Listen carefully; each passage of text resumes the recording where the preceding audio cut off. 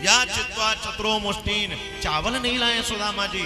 सुदामा जी की पत्नी चावल की खंडी लाई हैं। क्यों? भागवत कह रही है चैल खंडेन, यानी चावल की खंडी है। चैल खंडेन तान बद्ध्वा भरते प्रादादुपायना।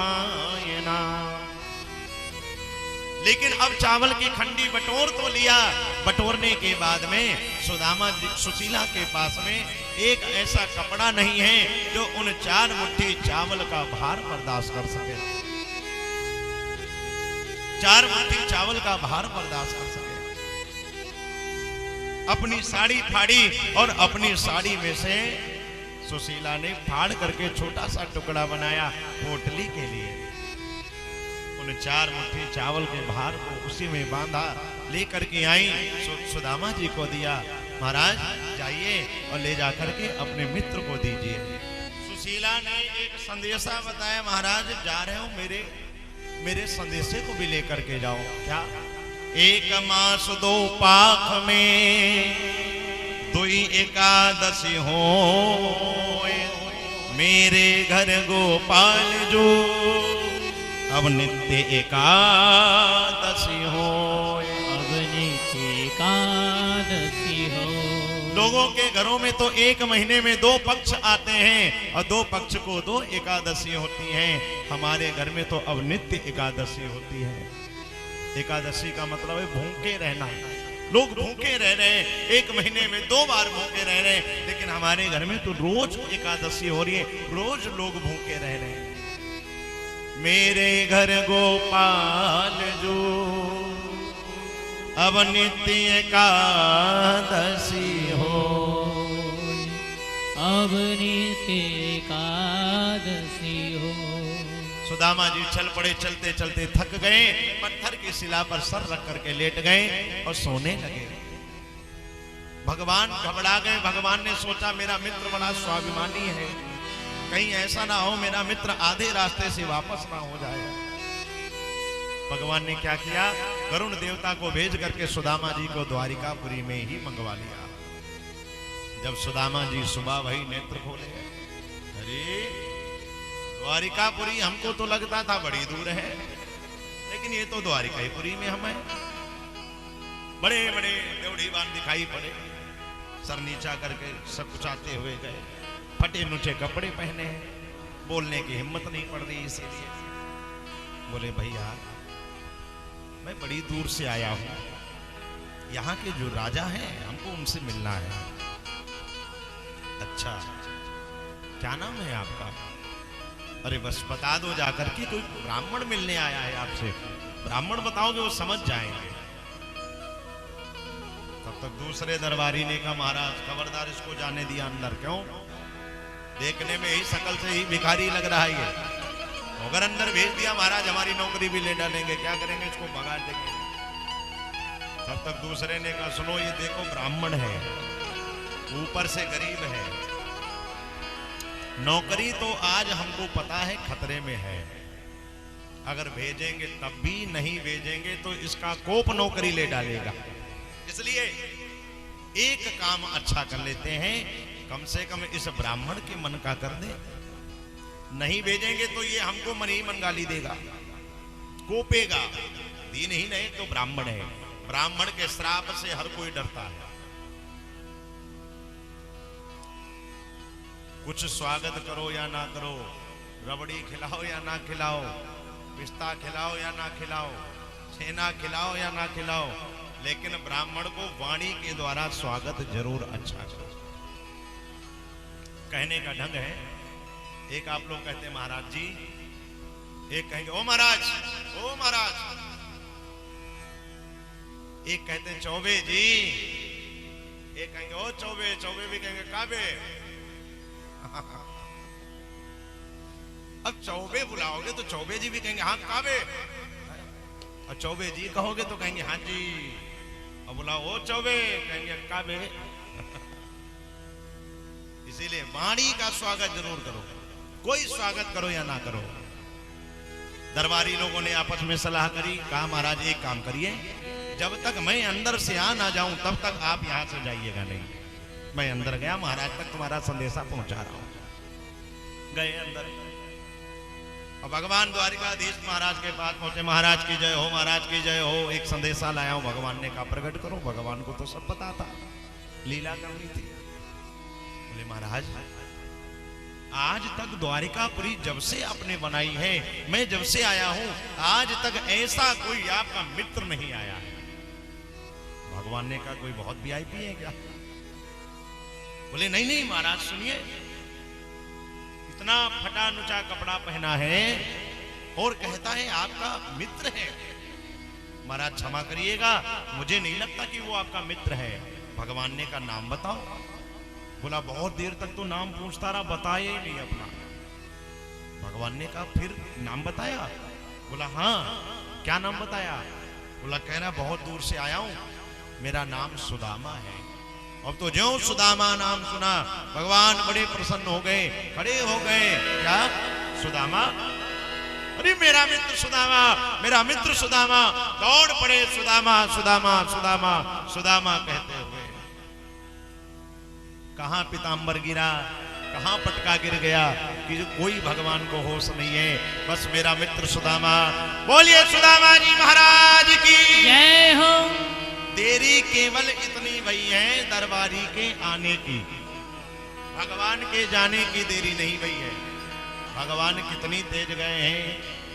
एक कवि ने गणना किया, सु कहते भगवान खड़े हो गए, दा कहते भगवान निकल लिए, माँ कहते भगवान सुदामा जी के सामने खड़े हैं। अब आप बोलो एक बार सुदामा, सोचो कितना टाइम लगा। उतने टाइम में भगवान सुदामा जी के पास आ गए। बोलिए सुदामा जी महाराज की जय हो। यहाँ से शिक्षा क्या मिलती है? गलती हमारी आपकी, देरी हमारी आपकी तब तक है जब तक हम भगवान के दर पे नहीं जाते। जब दर पे जाएंगे तो भगवान कृपा ऐसे ही करेगा जैसे सुदामा जी के ऊपर किया। घर पे बने रहे और जैसे दरवाजे पे आए, देखो भगवान ने कितनी जल्दी कृपा कर दिया। सुदामा जी उठा लिए थे अपनी पोटली, उठाए लाठी डंडा चल दिए कि बोले हमको लग रहा राजा बन गया, मिलने मिलने नहीं आएगा, बड़ा बन गया ना, अब मिलने क्या आएगा। लेकिन जो देखा मेरा मित्र सुदामा चिल्लाता हुआ आ रहा, खड़े हो गए, डंडा छूट गया हाथ से, हृदय से लिपट गए, लेकिन पोटली नहीं छूटी। बेइज्जती हो जाती, पोटली डाल देते अगर कहीं तो। पोटली को सुदामा जी मुट्ठी में दबाए, गले मिले, हृदय से लगे, सिंहासन पर बैठाया, लेकिन सुदामा जी ने पोटली नहीं छोड़ी। अब तो जब सिंहासन पर बैठे धीरे से बगल में दबा लिया, कोई जान ना पाए, हाथ फ्री रहे। हाँ, चरणों को धुलने के लिए ब्राह्मण देवता के जल मंगवाया भगवान ने। जाओ रानियों जरा जल लेकर के आओ। अब तो ज्यों देखा द्वारिकाधीश महाराज इसकी सेवा में लग गए हैं। दरबारी जो कह रहे थे फटीचर है, एक ने का देखा, हम तो जानते थे ये कोई बहुत महान मूर्ति है, देखने में फटीचर है, अंदर से बड़ा मालदार है, अंदर से बड़ा मालदार है। कई लोग ऐसा होता है दिखावा करते हैं, कई लोगों का दिखावा प्रधान होता है। कई लोग अंदर से भले कुछ ना हो लेकिन लगेगा बहुत मालदार है ना। जैसे हमारे बैंक बैलेंस में है कुछ नहीं, लोगों को लगता है महाराज तो करोड़ों कमा रहे हैं। चैनल पर कथा आ रही है महाराज लगता है तो ठीक है, भगवान करे आप लोगों के मुंह में घी शक्कर हो, करोड़ों हो जाए, है जी। कई लोग मालदार होते हैं लेकिन देखने वही टूटी साइकिल से चलेंगे, पड़ोसी ना जान पाए हमारे पास 50 लाख का चेक आया है कल, हाँ कहीं लूट ना ले जाए कोई। इसी प्रकार सुदामा जी महाराज बड़े शांत बैठे। रुक्मणी मैया को जब जल लेने के लिए आदेश दिया तो रुक्मणी मैया ने विचार किया कौन है ये भाई, आज किसी नौकर की सहायता नहीं लिया, हमें आदेश दिया, लेकिन विचार किया, दौड़ पड़ी। लेकिन जब तक सुदामा जी के लिए जल लाई हैं तब तक भगवान ने इधर सुदामा जी की दीनहीन को देख करके, दीनहीनता को देख करके रोने लगे। जिनके शिव विरंचि सनकादिग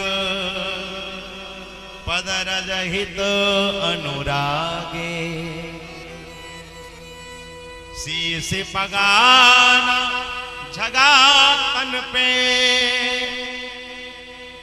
प्रभु जान के आई बसई के ही ग्रामा, धोती फटी सुलटी दुपटी और पाए को नहीं सामा। द्वारी खड़ो दुज